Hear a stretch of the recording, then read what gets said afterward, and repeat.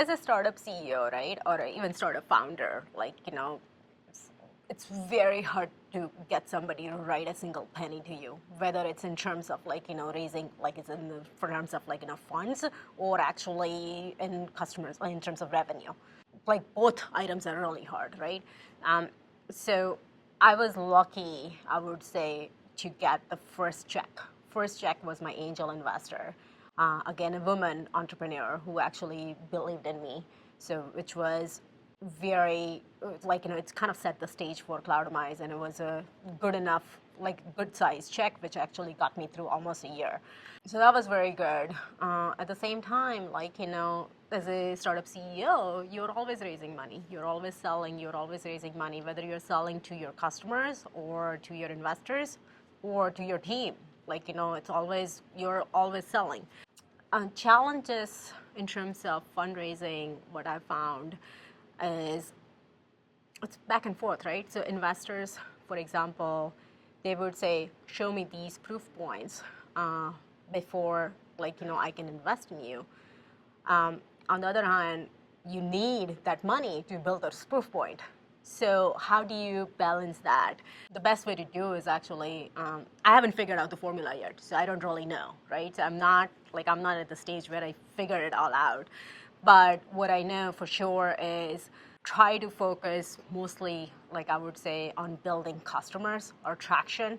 If you have traction, you will not have to actually pitch to your investors in terms of why they should invest. You should have enough options at that point, and people will want to invest. So if you build, and the problem is in the very early stage, you don't have traction. You don't have it. But at that point, it's all about team. So people will invest in you if they believe in you, that you can build something great.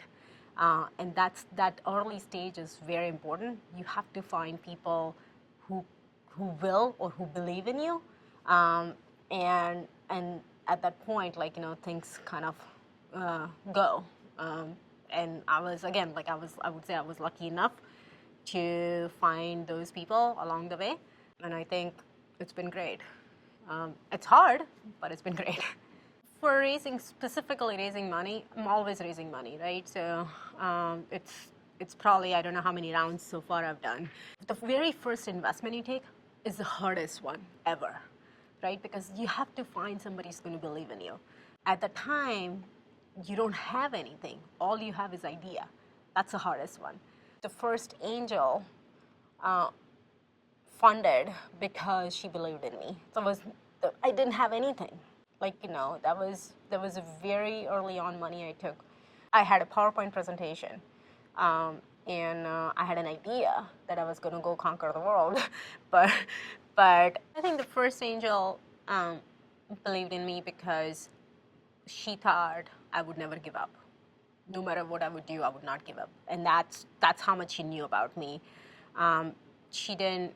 And she still says it today. And she would always say, Khushboo, the reason why I invest in you is not because of your, ability to do anything, but not to give up. That's the thing she saw. And it's very important, right?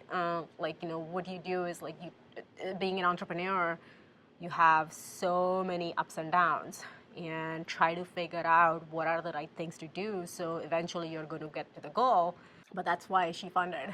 And after that, I think that was not my toughest money to get. That was the easier money, actually. The tougher part was the first institutional round, which is always a harder one, because now you're actually convincing VCs or a set of VCs, and it's not about PowerPoint now, it's way beyond that. So you were talking about hey, this is an idea I believe in. I have some sort of MVP or a proof of concept, which I think is going to, customers are going to pay for, and I'm going to do XYZ to actually take that to the next level where I can grow this.